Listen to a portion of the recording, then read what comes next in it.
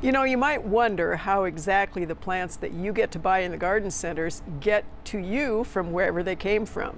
We've talked a little bit this year about sunken gardens, how those plants come to be, but we're really going to talk today about how those containerized plants, the balled and burlapped evergreens, the little bitty things that have to start out life somehow, end up in something you can use in your landscape. So it's my pleasure to be talking with Randy Wolf of Campbell's Nursery and Garden Center about how that happens.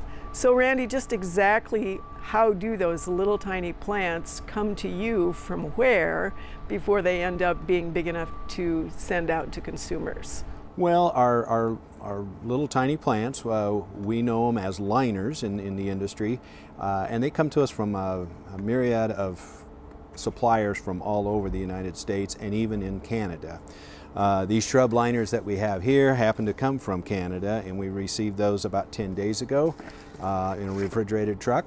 They put 28 in a box and of whatever variety and ship them to us, and we in turn put them into the appropriate size container. These happen to go into a number 2 or 2-gallon container.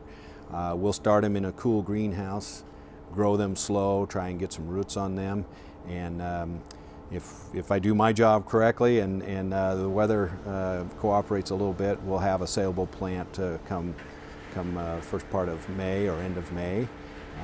We'll do this with ornamental grasses, we'll do this with shrubs, we'll do this with vines, and of course a lot of different perennials. What I'm hearing you say is there are various sizes and various ways that they come in. And just exactly how do you know when to bump them or move them up into a bigger container?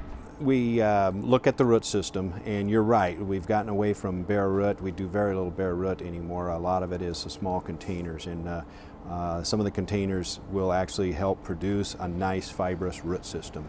You pull that plant out of its container, out of its small pot, and see that nice fibrous root system. We know it's good enough to go into a larger pot. In the larger pot, it's a wait and see. When we start seeing roots getting out to that pot wall, out to the edge of the pot, then we feel like it's close, and probably, depending on variety, could go out into the garden centers or into a landscape. And then of course that $1 million or at least profit question is, when do you know that they are actually ready in their new containers so that you can take them out of production, put them in the garden center, and allow consumers to actually purchase them and take them home in the pickup truck? That's the trick. That's the whole scheduling problem, and so you back up a certain number of weeks, and that's when you try and have your product come in. The greenhouses are set at certain temperatures so that they stay on schedule. You just hope you don't have too many cloudy days. Too warm days can kind of speed the process up. Sometimes not allowing that root system to grow like you'd like it to. Then it requires pinching or trimming some top growth to slow them down.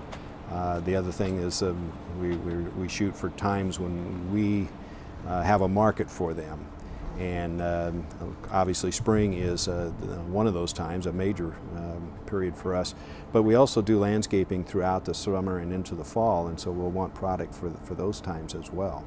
Thanks, Randy, for that great information. I know this is a new position for you and what you're doing, and I'm assuming you will be looking forward to spring just like all the rest of us.